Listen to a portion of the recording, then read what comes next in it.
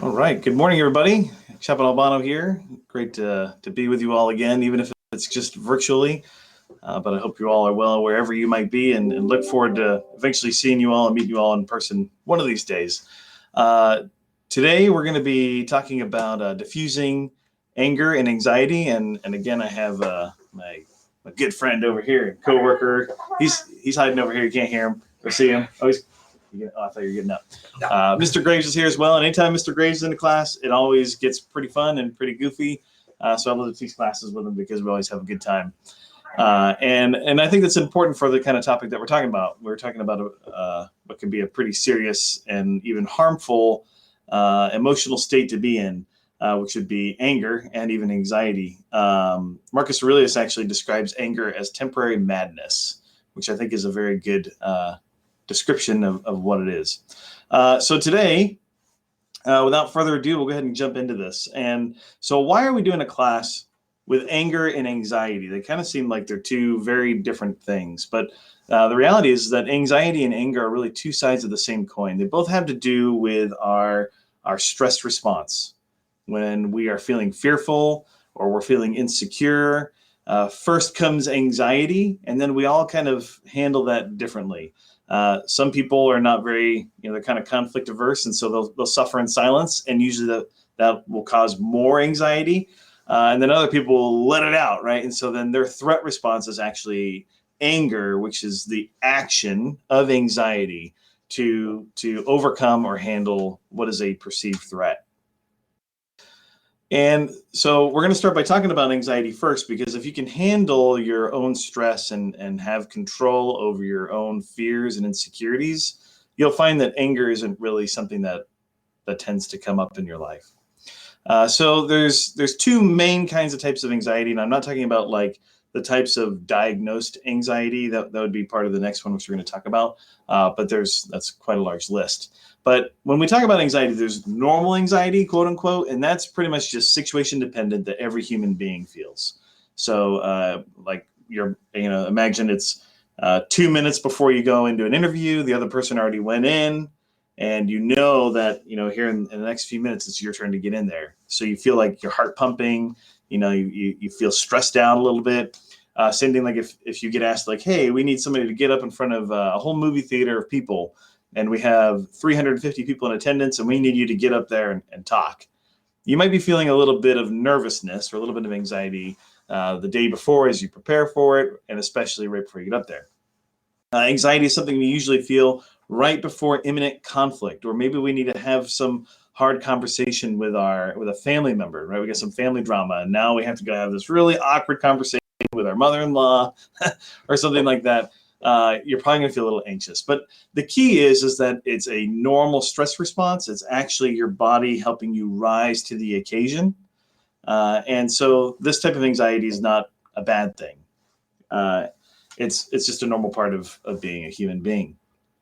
But then the worst type of anxiety is pervasive anxiety. And this is where you can find sometimes it can become diagnosed as general anxiety disorder if it's pervasive to that extent. And there's other different types of diagnosis for anxiety. But anybody can find themselves in a time of their life where anxiety becomes pervasive. It's not a sentence, not a life sentence, like you're not stuck there. I've walked this path myself. And it's very similar to normal anxiety, but it never goes away. So if you imagine like that feeling right before you get up to do the speech in front of 350 people, or to going in for a job interview, like that level of stress and anxiety that you're feeling, but you feel it all the time, even when you're relaxing in your bed at night and the lights are out and you're trying to just go to sleep. Like you feel like your mind is racing. You're constantly worrying, and a person that is struggling with pervasive anxiety tends to isolate because they're searching for how can I feel as calm and relaxed as possible, and it's usually when they're by themselves. But even then, it's not the best. You still can't find that like inner peace. So a person who is experiencing pervasive anxiety is going to avoid social interactions. They're not really going to want to try and do new things. And honestly, they might feel like they're going crazy. I kind of felt like that when I had my own little bout with anxiety and panic attacks. I was wondering, like, is this a sentence? Like, do I have to deal with this the rest of my life? Will I ever get my life back? And I could kind of like look back at the old me, and I felt like who I was not the old me, if that makes sense. Like, I just wanted to go back to the old Ryan, but I didn't know how to get there. And so pervasive anxiety tends to be a residual effect after somebody's had a panic attack. So if you've ever had a panic attack, there might have been like this, if you imagine like a baseline, and then this panic attack happens, right? I'm trying to make sure I got my hand in the screen here. And then like you're stuck up here and you're trying to get back down to your baseline again. And it takes a while. And it's different for all different people, but some people get stuck up there, right? Like they have a panic attack and now they're stuck in that elevated level of anxiety. And that can drag a person into what's called the anxiety or panic loop. And the panic loop is really a fear of fear. After you've had a panic attack, or like if you've experienced extreme anxiety, you become so afraid of experiencing that level of fear again, that you're no longer afraid of anything else aside from just the sensations and feelings of fear itself, as strange as that sounds. So I'll kind of walk you through this panic loop right here. This comes from a book called Dare, which is written by Barry McDonough. It's really, really good. If you've ever struggled with panic attacks or pervasive anxiety, I highly recommend it. I hand it out here like candy to everybody that I meet with that's struggling with anxiety. But pretty much what happens is if you have a panic attack, right? So a panic attack is like a full-on fight or flight response, and it's involuntary. Like you might just be not doing anything, and all of a sudden your heart's pounding, and you're like, I got to get out of here, and your face is tingling. For some people, they experience depersonalization, which is where you start to feel like you're outside of your body, really creepy feelings. So you can imagine, like once you've experienced that and you come back down out of it, you don't ever want to experience that again, right? So that's where if we start at number 2, right? So we just had a panic attack. A person's never had a panic attack before, but now they did. Then they as they're coming down, they have this elevated high anxiety. And then comes step 4, which is fear of fear. I don't ever want to feel it again. And then they become hyper-focused on everything going on in their body. Like, what's my stomach doing? Why is my nose tingling? What if I can't get out of this room? During a meeting, somebody with high anxiety is probably going to want to sit near the door so they feel like they have an escape if they need it. Anyway, so this fear of fear gets you stuck in this loop that the more you fear it and run away from it, the more likely you are actually to have more panic attacks.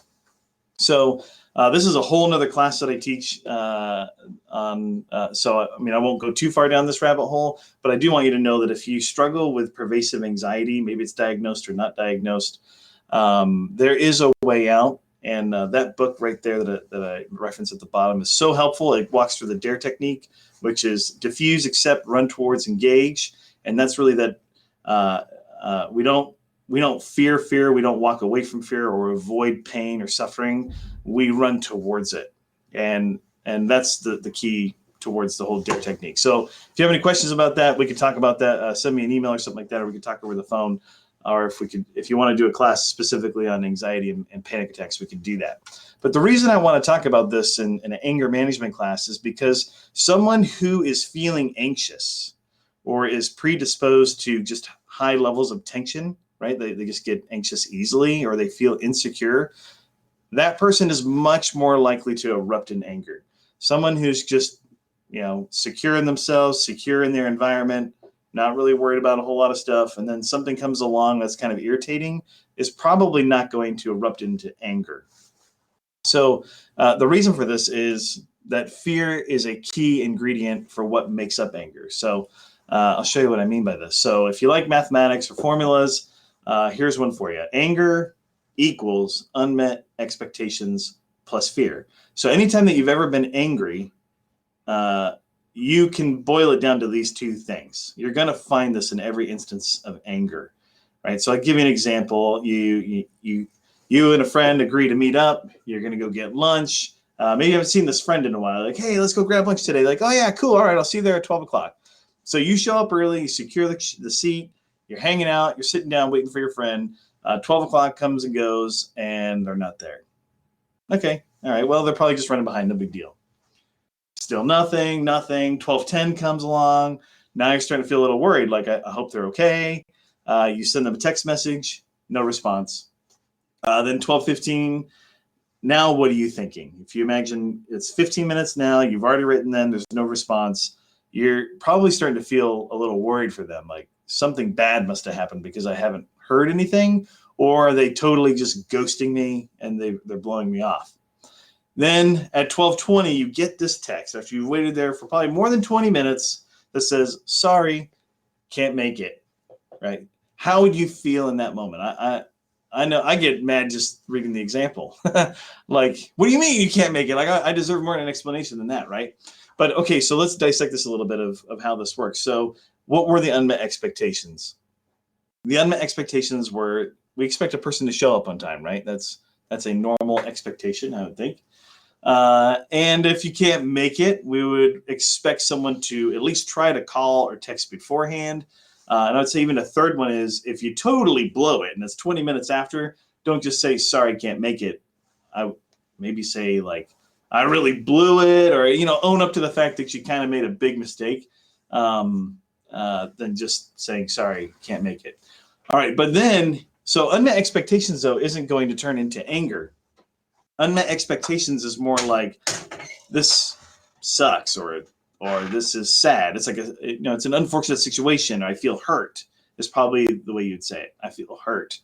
But when you add the fear component, this is where anger comes from, right? So the fear would be, this person doesn't value me. Like, I'm not worth their time. They just send me this text 20 minutes later. They probably forgot, and they're just saying, oh, whoops, my bad. Right? They don't respect me. Or if it's somebody we really care about, maybe it's somebody that, like a significant other, like they don't love me. And the fear is a lot harder to identify because of the things we don't ever want to say out loud, or want another person to hear what we really think, or what our insecurities really are. But when you put those things together, that's when you get anger. And that's when we feel like, you know what, how dare they? I'm going to make them pay for this. All right, so without further ado, I do want to say, right here in this bottom right section where it says anger is normal and it's healthy, it's impossible to go your entire life without any response, right? Like, even if you're just sitting at a table, you're at Macaroni Grill, which sounds so good. We don't have anything like that down here in Sicily, but you're at Macaroni Grill, you're just hanging out, eating your pasta Romano or pasta Milano, I forget what it's called. Anyway, and say the waitress comes over and accidentally trips and pours hot coffee all over your lap. Like, that is you're going to have visceral anger. You might not hate the waitress or anything like that, but you're just going to respond and like, oh, what the heck, right? So it's normal to respond in anger, but there are several good, well proven techniques that can help you manage it and help you get it under control. So without further ado, I'm going to go ahead and pass it on over to Mr. Graves here, and then we'll have some fun with what he's going to say. Sure we will. Well, now I'm angry. Okay, all right, because you had the door locked. I couldn't get out of here. But anybody out there ever driven in Sicily? Anybody, raise your hand. Yeah, okay, this guy right here. Okay, if you come to Sicily, two things. First thing is, don't order chicken Alfredo. Okay, I'll let Ryan explain that after a while. But yeah, if you've never driven here in Sicily, it's insane. It's thoroughly out of control. We got lulled into kind of a placid atmosphere during quarantine because nobody was on the road, and we had to come into base every day, so we had a chance to go drive in and out, and we got used to having the roads to ourselves. Well, as of Monday, even though Italy is still orange, they believe they're green. Okay, here. And so everybody is like leaping out of their driveways, or they're just pulling out in front of you. Traffic circles are once again nightmares. And so by the time I live in El Paso, and I'm about a 30-minute drive from here, and I'll tell you, by the time I get out of my house, halfway down the block, I'm already seething and angry about stuff. So those things are going to happen. If you're going to get cut off all time in traffic here, maybe it's normal where you live, and so they actually obey traffic signs. Like here, literally, traffic stop signs are simply a suggestion. Okay, and it's whoever gets there first, and don't make eye contact and just drive ahead and do that. So you notice when you're driving around like that, blood pressure can go up, all those kind of things can happen. And as Brian was pointing out, these are all normal reactions to stress things that happen. This goes back to the way we've been wired since we became a species, okay, many years ago.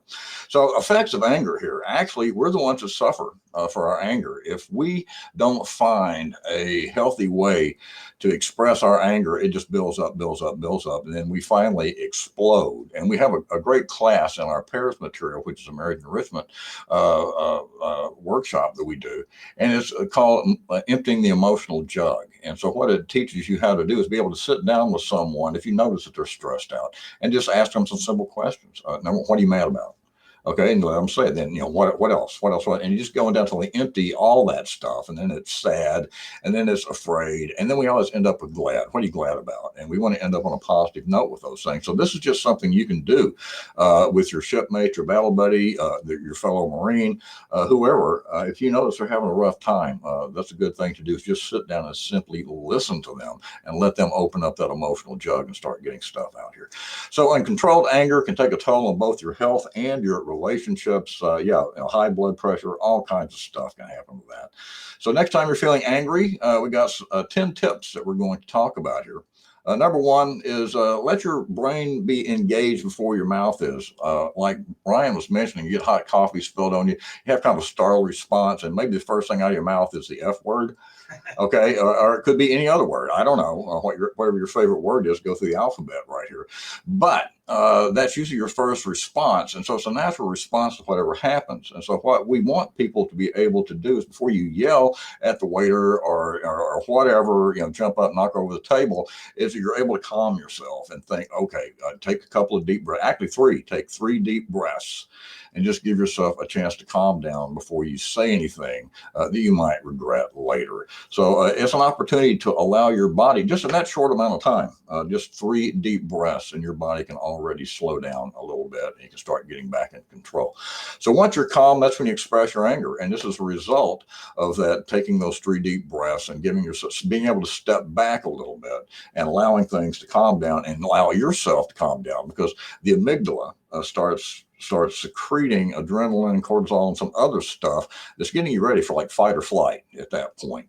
And so what we want to do is allow the amygdala to kind of calm down, let the frontal lobe take over. So the frontal lobe is where we do all of our logical Vulcan stuff, okay, where we make rational decisions. And so we want to allow that thing to start kicking in. So before we respond to somebody with anger, and maybe say, again, some things we might regret later, wait until you're calmed down before you're expressing what's going on.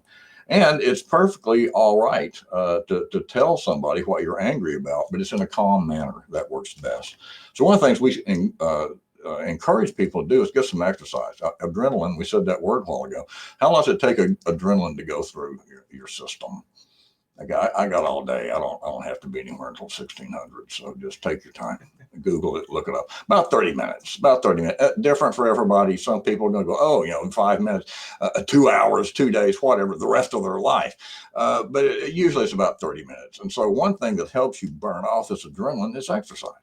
And so if you find yourself in a situation where you're getting stressed out, the anxiety is rising and things are going on, if you can, just again, take those 3 deep breaths. But then if you have the opportunity, probably the easiest thing to do would be just walk. Walk it off. You've heard that before. Walk it off. Maybe do some physical exercise. Lift some weights. Do whatever. Beat the Hulk. Throw a few cars or motorcycles around. Whatever's going to help release some of that adrenaline. That's what we want to do here. So find some enjoyable physical activity that you can do. And next, it's perfectly okay as an adult. Give yourself a timeout and let people know. I need to walk away for a minute. Okay, I'm getting a little bit heated at this point. I need some time to just pull myself together. So that's a great opportunity to do that. And I'm giving you the flag right now that you can throw the timeout flag. whenever you need to. You can tell them Mr. Graves said so. It's not a problem. Okay, now, and then what we want you to do is when you walk away, when you step away from something, sit down and think about solutions, some logical things you can do that are not emotion driven, but sit down and really list a list of things that you can do to maybe help the situation along here. Okay, one of the suggestions they have on the slide here, if your kid's room is messy, it never happens, but they just, I love this, they just close the door and walk away. Okay, a kid will eventually get tired of not being able to feel the floor or find the floor, and they might just have a few inches left if they can move around in their room between the stuff on the floor and the ceiling. But they'll eventually get to that point. Okay, and then you can sit down, maybe talk to them. Okay, sit down, think about solutions. Okay, what's a solution for getting the kid to clean up the room? Okay, and then maybe have a family meeting where you get together, or just with you one-on-one with the child and just talk to them about the room and why it's importante to do those things. Another thing to do is stick with I statements. You statements don't help. Like, you suck, you do this, you make me do that, you do, you. It's not always that way. It's okay. You're going to get a you in here eventually, but what we want people to do is express, be able to sort of how they're feeling about stuff, how I feel about the behavior and stuff. When you don't pick up your room or whatever, I feel disrespected, and besides it makes the house look messy and all that stuff. But I feel this way about it. And here's what I would prefer. You pick up your stuff. It could be as simple as that. But be able to express how you feel. That's perfectly okay. The next one here is don't hold a grudge. We're the ones that suffer when we hold grudges, guys. This is like holding in the anger. It just kind of builds up and festers inside of us. I like to use the example from Christmas. It's a Christmas Carol, okay, with Marley. If you're a big Muppet fan like I am, I love the Muppet Christmas Carol, one of my favorite movies. And it's got Marley, and they come in and they're talking about Marley, and these are the chains that we forged in life. And so we're the ones that carry that stuff around. So that's what a grudge is. And what we teach people to do in our mindfulness classes is to be able to let go of the grudge. Just let it go. You're the only one that's suffering from that grudge. So try not to hold a grudge. Be able to get it out, talk about it, and then just release it and let it go. It's not helping anybody. The next one is using humor to kind of relieve the stress and the pressure. Make sure it's appropriate humor. Okay, don't be sarcastic or hurt somebody else's feelings with something like this. But try to look on the bright side. Put yourself in a better mental attitude, better mental mood, and this can come about easier, I'm going to say, when you're using that time out and when you're using these breathing exercises, because that's going to give you time, again, for your body to normally de-stress. The tension level is going to go down, and you're going to be able to let the frontal lobe take over and make a calm decision about something. But yeah, always try to look on the bright side of stuff out there. Next, practicing relaxation skills. We've been talking about mindfulness. You notice how we kind of subtly, have been sliding that in here. Meditation is a big help out there. I try to do about 30 minutes in the morning when I'm able, if I can, even if I can't, or even if I can, I try to do what we call a brief, at least once in the morning and once in the afternoon. And that's where you just take like a 3-minute break in your office or whatever, and you just do some breathing exercises. And so that will kind of help calm yourself down, and then you'll be able to make better decisions about things. And so having that happen, there was music. We were hearing music, heavenly music right here. The voices inside my head have now turned into a heavy metal band. And so I've got all that going on. So number 10, know when to need seek help. Like Ryan was talking about a while ago. Can I call you Ryan here? Okay, Chaplain Albano. But know when you need help. Okay, and seek out help. We've got Fleet and Family, we've got behavioral health, we've got chaplains, we've got Credo, we've got all kinds of people and organizations out there. They're subject matter experts in this, and they can give you a hand with getting things taken care of. So a summary here, start by addressing fears and anxieties. Think before you speak. Calm yourself before expressing anger. Get out and do some exercise. Take the time out. Use I statements, come up with solutions, use humor, practice relaxation skills, and seek help when needed. And I see that Ryan is anxious and he wants to come over here and say a few words, so I'm going to let him come in and take over now. Thank you very much. That's right. I have been reading a lot of Greek philosophy and Stoic philosophy lately, and it's a deep well of a lot of great ways to manage ourselves, our own emotional responses. And one thing that Seneca says is, he who knows how to suffer suffers less. And what he means by that is that we can be preparing ourselves, like imaging or imagining stressful, anxious events and expecting them, because it is part of the human condition that we're gonna run into each other, and we're gonna have some conflict sometimes. And a lot of times we didn't expect it. But if we come to terms with the fact that it's going to happen, and even imagine what it will be like to be anxious, or to be in extremely stressful or even dangerous situations, the more that you put yourself into those situations mentally, and what that suffering would feel like, when you actually get to that point, you'll be at the ready for it, and you're not going to respond in the same really fearful, anxious manner. And this is something that I've heard.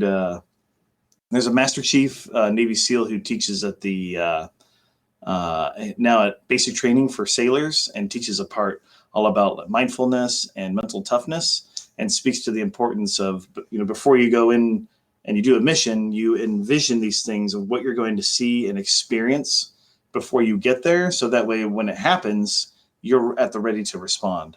So the more that I read ancient Greek philosophy, the more I realize, this is just my own opinion, that a lot of self-help stuff is not very good these days. I'm probably going to throw out half my self-help stuff and throw it in the trash, and just go back to the original source material, because the Stoic philosophers and ancient Greek philosophers were brilliant. So I encourage you to check that stuff out. Okay, well, with that said, then that's all I have. I hope you all have a great day, and I look forward to eventually meeting as many of you as possible in person in the future. So have a great Thursday. Thank you.